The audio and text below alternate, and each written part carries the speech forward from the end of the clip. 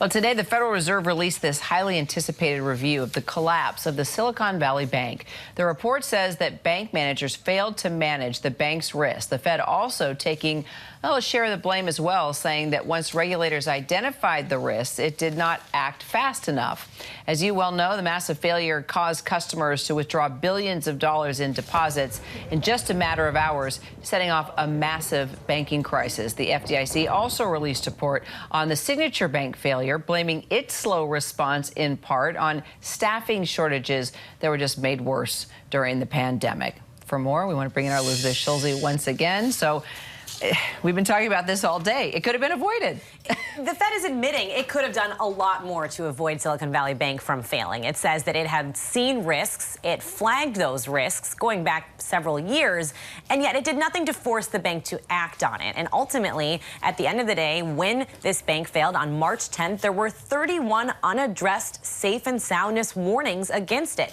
For context, that is triple the amount of warnings that a bank of that size would usually get from its regulating authority. So really, the Federal Reserve is saying here, we had this on our radar, probably not enough and probably not high enough on our radar, but also we didn't do enough to stop it from happening and causing this kind of wide-scale collapse, this collapse that happened in such a short amount of time. By the way, the Fed did talk about the social media kind of playing into how quickly this happened, people able to withdraw funds immediately because you have your phone, your account open online, and saying we need to do better. So this is a little bit of an acceptance from the central bank, also blaming management for not doing its part and taking on too much risk in too short of a time, despite some of the warnings that it had. They do need to do things better. They also need to figure out how to prevent this from ever happening again. Right, and this is really the question going forward. What steps will the Federal Reserve be able to take, whether it's with the help of Congress or on its own? And one point from this review is that it said we can take a look at these mid-sized banks, so banks with between $100 billion and $250 billion in assets,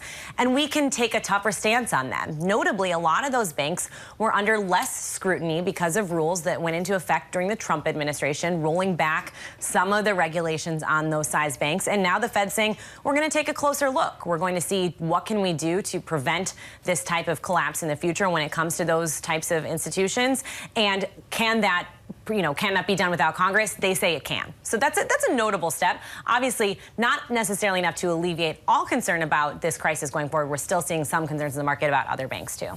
And did everyone get their money back? Right. Important to remember that the two banks that failed, Silicon Valley Bank and Signature Bank, the regulators here took the really unusual step of making all of the deposits held at those banks whole. So even those that were uninsured, typically the FDIC would only insure up to $250,000, but in these cases they insured all of those deposits and people did get their money back. They should. It's an argument that a lot of those depositors certainly made. Small businesses, customers who had their money there, who said they're not going to be able to make payroll, that this would ripple through the rest of the economy.